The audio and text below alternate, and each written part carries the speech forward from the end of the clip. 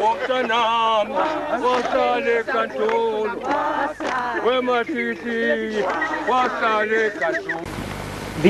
column stopped approximately where we are, just as dawn was breaking. The ambulance wagons were left here, and the main body of men went in the direction which we're going to take, due south. Just as a matter of interest, both General Carrington and Cecil Rhodes accompanied the column and were present at this fight. The fight started here and then extended towards the south and towards the east, to and across the Tule River. Baden-Powell led a column of Cape boys across the Tule River and onto the other side, where we will be going later.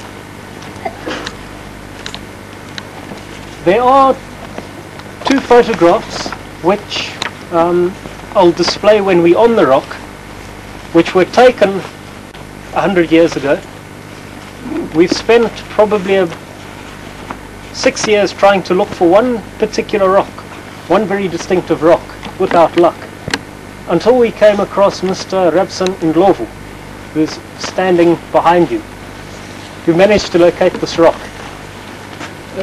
Rabson will be talking to us later on, giving his understanding of what happened, and also the names of some of the hills around here, which seem to be now named in commemoration of the battle itself. Welcome the local Ndebele for taking the time and the trouble to come here. We're very grateful, we're very honoured, we're very pleased that you've actually come. This is where the Battle of Nkantola started. This is where Babiana Masuku had his soldiers quartered, dotted around, hiding away in the fastnesses, in the caves. If we have time, Rabson Ndlovu will take us to one of the caves. As you go down onto the actual battle site itself, there are a number of graves. The battle started here and went all the way to the Tule. The Tule River, if you look in the distance, there are a range of poppies, dwars.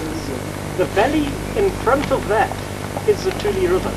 So the battle started here and spread as a series of skirmishes as the Matopos Land Relief Force drove the Ndebele away east across the Tule River.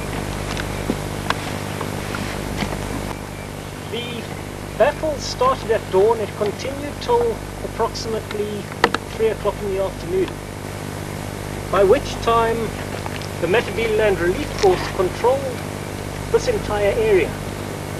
However, the Matopos Land Relief Force did not win this fight, because the Ndebele simply withdrew across the Tule River and regrouped. Afrikaans Kantoor. Lobengula had one of his residences. Lobengula's office is situated just off the Tule River. Now, as part of the celebrations commemorating, marking Baden-Powell's 100th anniversary, we have obtained the permission of the Minister of Home Affairs and of the Department of Museums and National Monuments to commemorate, to mark this battle site. A facsimile of the plaque we put up today just so you can see what the wording is. Probably the underlying, one of the underlying things about this plaque is that it commemorates the valour, the bravery of both sides, the Ndebele and the Matopos Land Relief Force. Battle of Nkantola, in memory of the bravery and valour of the men of the Matopos Land Relief Force and of the Ndebele commanded by Babian Masuka, who fought here on the 20th of July 1896, erected on the 20th of July 1996 by the Boy Scout Association to mark the centenary of Baden Powell in the Matopos Hills.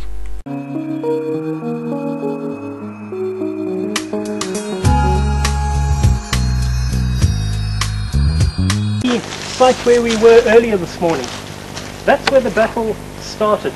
The river on your left, as we were driving here, is the Tuli River.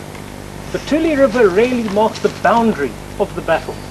Although Baden-Powell, as I mentioned earlier, took a column of Cape Boys up and across the Tuli into a small open plateau, which is now covered by a dam which was constructed probably about 15 years ago. In the displays in the lodge, you'll notice a sketch Baden-Powell has drawn of the Cape Boys, and it shows the Cape Boys ripping off their boots just before they're about to climb the steep rock face on the other side of the Tuli. This they did as barefoot they could scale the granite face much more easily. We'll now break for lunch.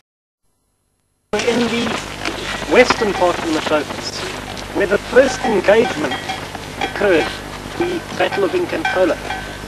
The outcome of the Battle of Nkantola was that the Matopos Land Relief Force, the MRF, managed to occupy the area formerly held by the Matopos, and they pushed the Matopos back over the Tuli.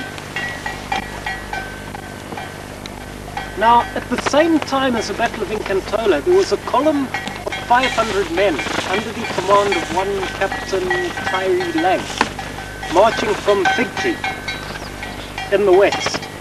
The plan was that Lang would outflank any of the Nkantola rebels who were retreating to the west. But as most of you probably know, Lang himself got a very nasty surprise on the same morning that the battle at Nkantola took place. He was ambushed at breakfast by the Matopos. This was probably the most bloody fight of the rebellion in the hills. The Captain Lang's force was very lucky to have actually managed to extricate themselves. Now, Baden-Powell actually writes, when they were at Nkantola, they heard firing coming from the west, and they weren't too sure what had happened. Captain Lang suffered something like 60 casualties in that battle, but he finally managed to get the remainder of his column together, and somehow they made their way back to the base camp. Subsequent to that, a force of 250 men led by Captain Nicholson went from the base camp back to Anungu to teach the rebels a lesson. But this column itself was very fortunate in managing to extricate itself with a certain amount of difficulty. So as we get to this point, there have basically been three punch-ups. Nkantola, Inungu round 1 and Inungu round 2. Nkantola you can probably look at as a stalemate. Okay, fair enough, the Matopos had been chased across the Tuli, and they'd merely regrouped to fight another day. At Inungu, the Matopos had won twice on the trot. So up to this point, to the end of last week in July, the Matopos Land Relief Force hadn't really been that successful.